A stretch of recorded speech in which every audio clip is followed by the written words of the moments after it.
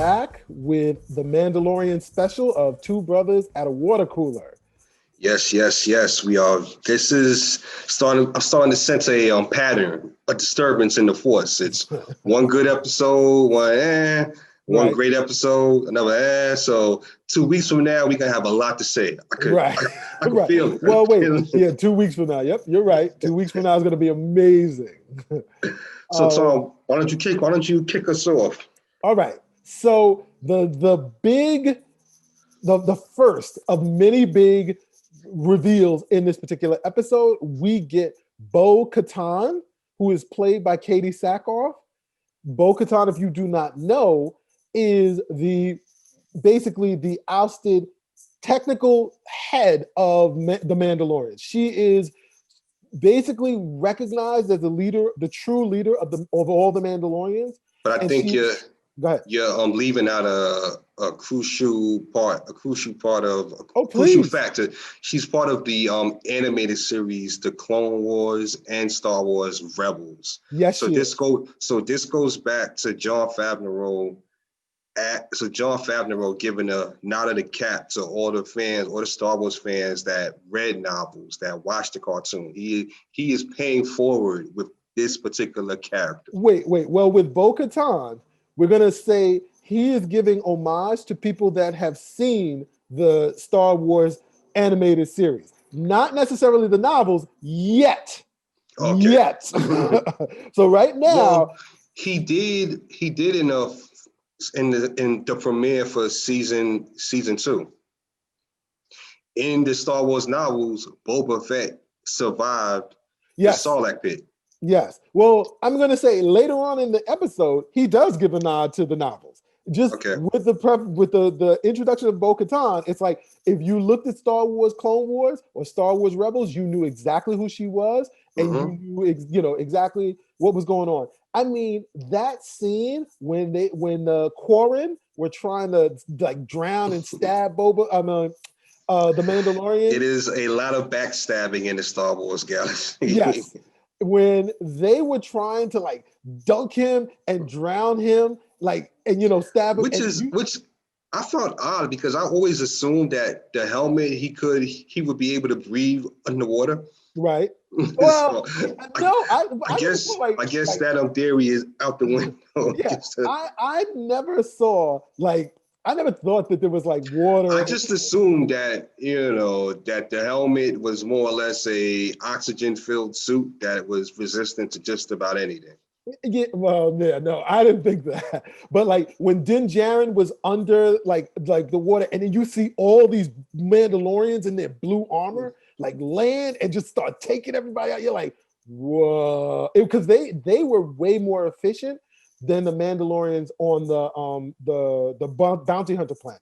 They were very strategic Well, and gangster. the Mandalorians, like we should get into that too.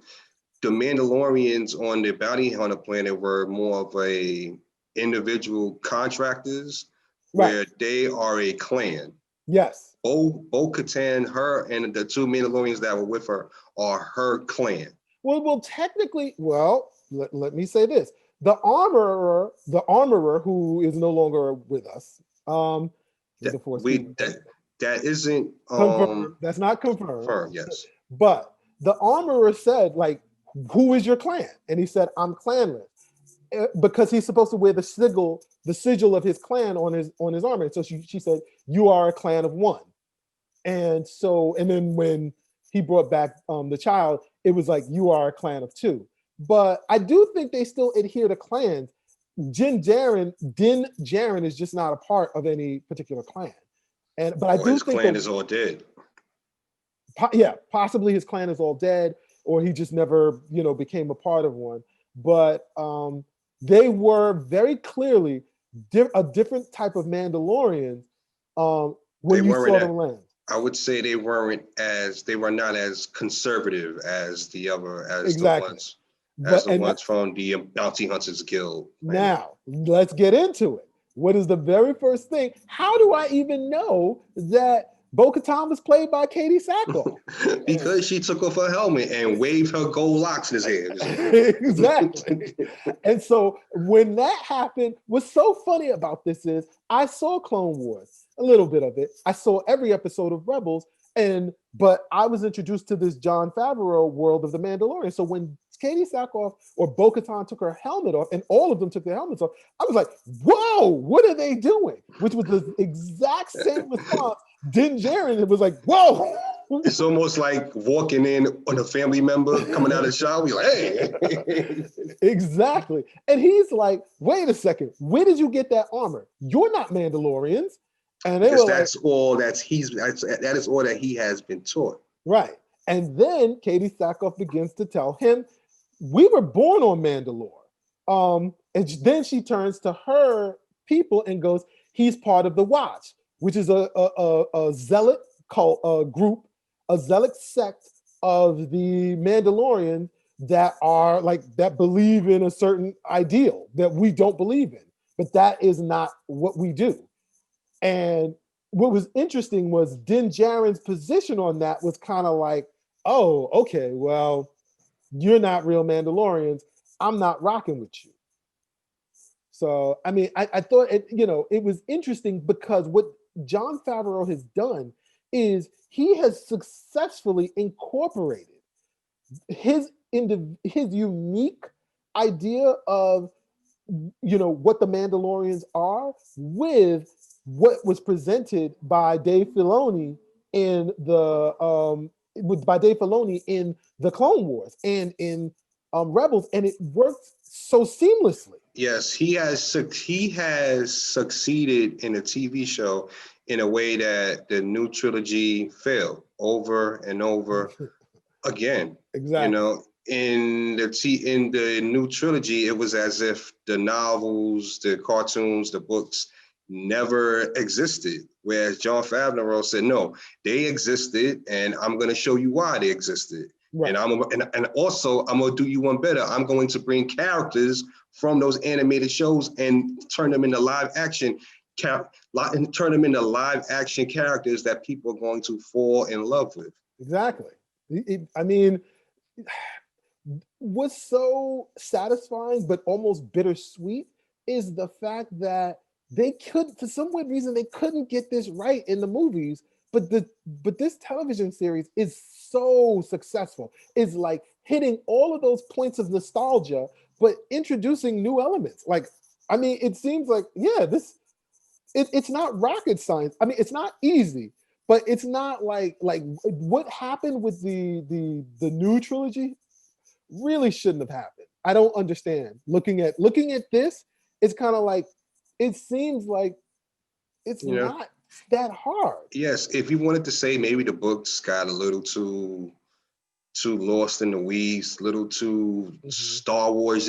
There were ways to trim the fat and to bring it back to what you would think a Star Wars film would be without alienating so much people in the new trilogies. There were ways, because they did borrow, but they just chose to make it weird. Like Ben Solo is Jason Solo. Right. Ray is essentially Jaina Solo, but they changed it. Right. So the First Order was called the Imperial Remnant, but in the new trilogy it's called the First Order. So they just changed things unnecessarily so they could say we're doing something new and different. But you were doing something new, but it wasn't. It didn't connect the way I personally believe they would have borrowed correctly from the novels the way The Mandalorian is. True. What I also like that John Favreau did, this is another little tidbit that he took from the novels. When Katie Sackhoff was talking to Din Djarin, she was saying, we're Mandalorians. We were born on Mandalore. Din Djarin then confronts her and said, I'm saying Katie Sackhoff, but Bo-Katan. And Din Djarin says back to her, that's impossible. The Empire poisoned Mandalore. No one is on there. And she goes, no, that's a lie. And that was an idea that was taken from the novels, which is titled Legends, where the Empire, in an effort to kind of like dissuade the unification of the Mandalorians, put a poison or put like a virus on the planet that, because Boba Fett in the story is the Mandalore, the true Mandalore. And the virus will kill Boba Fett if he ever goes back to the planet Mandalore. It's a genetically enhanced virus that will Exactly. attack him and his bloodline if he ever steps foot on the planet of Mandalore. Right. So they took this idea. So once again, John Favreau, not exactly taking the story from the novels, but this He borrowed the essence of it and packaged it for it to fit neatly in his presentation. Definitely. I mean, and it works. This is the thing. It works so well. I just don't understand what happened with the trilogy. Like it's like every time I see like an amazing episode of The Mandalorian, it's kind of like, it's not like burning the past, because that was this weird agenda with the new trilogy of let's burn the past and everything you thought we're gonna just get rid of and change and stuff. And it's like, it's not that we're not, like, as fans of Star Wars, and it's not like I was a fan like ever since I was a little kid, but I want to say I was a strong fan within the last 15 years. It's not about changing. It's, you can always introduce new ideas, but just building on the foundation of what was there before. You know what? It felt as if Dave Filoni would give them tidbits or notes. Yeah. And they would say, oh, yeah, thank you. But then as soon as he left, they would just crumple the paper up and toss in the garbage, say, I'm going to do the first order. I'm not going to call him Jason. I'm going to call him Ben. Exactly. Yeah, so, and you know what I'm going to do? I'm going to make Jason and Ben kiss at the end of the movie. Yeah. And then once again, he rolls it back to the Rebels series, where the whole story is about Katie Sackhoff, or Bo-Katan, needing Din Djarin's help to get weapons, because she plans on she's hunting for the black saber, the dark saber. She's hunting for the dark saber, which we actually saw in the season finale of Mandalorian season 1. Which was Din Djarin actually owns has the black saber. I'm sorry, not Din Djarin. Moff Gideon. Moff Gideon has the dark saber. Right, Moff Gideon. I'm sorry, my notes are all over the place. Moff Gideon is the holder of the black saber. So being played by Giancarlo Esposito. Yes, I personally believe that he was responsible for the sacking of Mandalore. I believe we're going to find that out later on in the story. And also what is starting to come together is that the Moffs are just gangsters now. Yeah. The Republic is the ruling government now. And the Moffs are just they're akin to Jabba the Hutt. Yeah. The Moffs with the most financial backing and the most soldiers now, they are gangsters in the Outer Rim. Yeah. So, I mean, we're trying to keep this short, but there were so many. There was a callback to Din Djarin's being saved by the Mandalorian when he was a child. So when they saved him from coming out of the water, Take my hand. Wow. I felt it. I felt that deep in my heart right there when I saw that. It was like, wow. Okay. All right. Okay. And then there was also the ongoing joke that the male Mandalorian referred to stormtroopers saying they couldn't hit the side of a Bantha. Yeah, man. What's so frustrating is that when we get an episode like this, like you said, now we know the next episode is going to be a lull. But what did they introduce at the last part of this episode? Who are we about to get? Ahsoka Tano. A Jedi. Yes. I am really excited. But we're jumping around. We actually didn't give you a whole rundown of the episode. So I didn't know that. I didn't know that's what we were supposed to do. I mean, that's usually what you do. So you know what? You can give them like 2-3 sentences, basically tell them what it is. Go ahead. So the Mandalorian lands on the planet. He finally drops his passenger off, and they tell him, he drops him off. He drops a passenger off to her husband, and he goes, "The Mandalorians. There's a barkeep that knows where the Mandalorians are." So the barkeep doesn't know exactly where they are, but he knows a fisherman that could take them. That could take the Mandalorian to where the other Mandalorians are. So on the way there, these quote unquote fishermen are really smugglers, and they attack the Mandalorian. They knock Baby Yoda into the mouth of a sea monster, Right. whatever.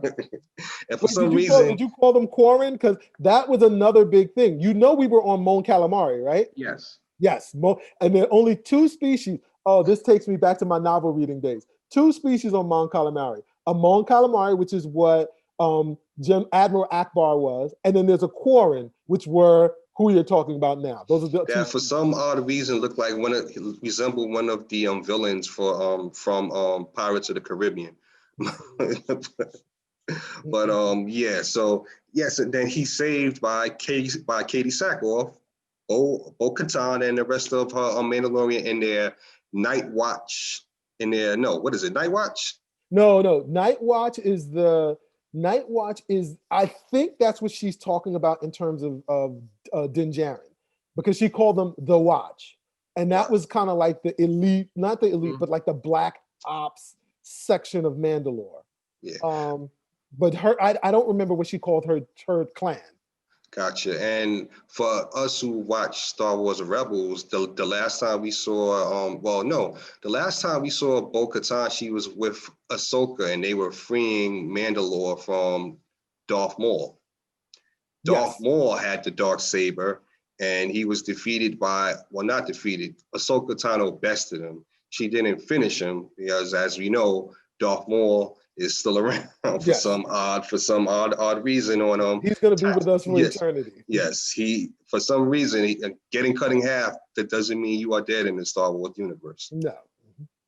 And he eventually they persuade the Mandalorian to help them get weapons, and in the process of them getting these weapons, you see Gideon Moff, who is still the puppet master, sort of. Right.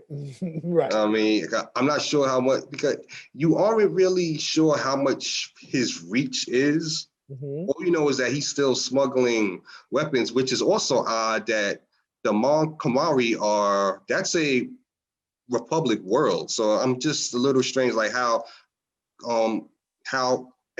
Imperial soldiers could still go walk around there. You know, that's not Tatooine or the Bounty Hunters Guild, some backwater planet that they probably like in the middle of nowhere. That's why. I got you. Mm-hmm. And Katie Sackhoff, Bo-Katan convinces the Mandalorian to help them to get these weapons, and in the end, the price for him getting the weapons was him getting the name of a Jedi, Ahsoka Tano, who was Anakin Skywalker's apprentice in the Clone Wars. Yes. Also, again, merging the animated world with the live action world. So those of you who watch the Clone Wars and watch the Rebels, this is a payoff. You know who Ahsoka Tano is, whereas if you just a movie fan, you really like Ahsoka Tano. Who is that? Yeah. Yeah, but if you are a fan of the Rebels and the Clone Wars, you're like, wow. At that point in time, a million nerds across the world screamed out. Exactly. Ahsoka Tano. Wow. Exactly. So I mean, there you go. I mean, was there any more to the episode? I really think Baby Yoda wanted to eat that baby. Yes. I mean, yeah. This I mean, we weren't really rating each episode, but this right here, I gave this 5 water coolers, hands down. This was amazing, and I'm just really excited to see where this is going. I have to give it 5 too. I have to give it a strong 5. 5 water coolers. So 2 out of the first 3 episodes, you have 5 water coolers. There you go. All right. So this has been the Mandalorian episode, the Mandalorian review of Two Brothers at a Water Cooler. And we will see you next Friday. No, but before that, we're going to see you for our Two Brothers at a Water Cooler. Oh yeah, Our bi-weekly show. the podcast. The podcast. You're gonna, yeah, they know that. Oh, also, Oh, wait. you know what? The female, her name escapes me now. She's Snoop Dogg's cousin. Oh really? Yeah. The one who was eating that like snail kind of thing. That's the thing with the tentacle coming out of her mouth. I don't remember that. The female Mandalorian. Yeah, you didn't see that scene? She was I don't remember. and it was like trying to climb, and she sucked it in her mouth. It's a tentacle. I'm surprised you missed that scene. There was a lot of tentacles in it. Well, Baby Yoda had a tentacle all in his mouth. There you go. This was the tentacle episode. Where did he get that from, though? I don't know. Do not know. So, TBA, to be announced. All right. So that has been the Mandalorian episode of Two Brothers at a Water Cooler. We will catch you talking about the Mandalorian next Friday, and we are going to put out the regular podcast this weekend. Thanks again. Thank you for tuning in. See you next week. Peace. You've been listening to Two Brothers at a Water Cooler with Mike and Tom, produced by Jamie Fernandez and Peter Bune. Rate and review this show on Apple Podcasts, and you might find your review in a future episode.